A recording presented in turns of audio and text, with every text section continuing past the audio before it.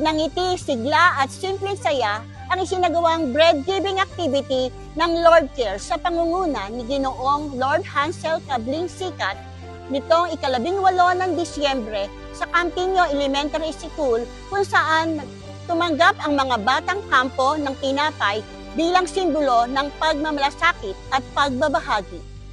Sa gitna ng abala at hamon ng araw-araw, naging makahulugan ang simpleng gawain ng pagbabahagi.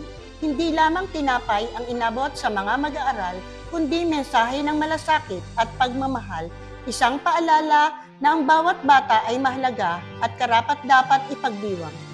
Namahagi ang Lord Cares ng tinapay sa mga batang kampo na buong galak na tinanggap ng mga mag-aaral, habang espesyal na binigyang pansin ni Ginoong Lord Hansel Cabling Sikat ang mga may kaarawan ngayong buwan ng Disyembre sa pamamagitan ng dagdag na handog na naghatid ng tuwa at di malilimutang alaala.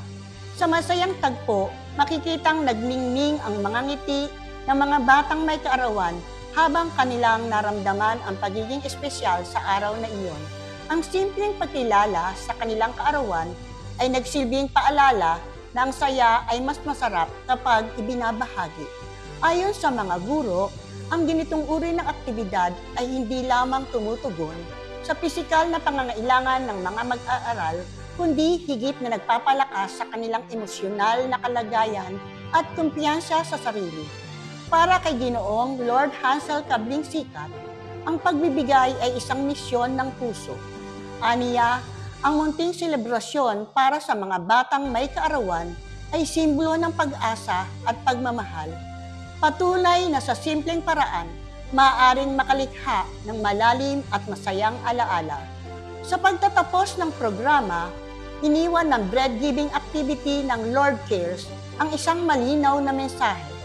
Ang malasakit na may kasamang pag-aalala at pagdiriwang ay kayang magpuno ng puso, lalo na sa mga batang patuloy na nangangarap.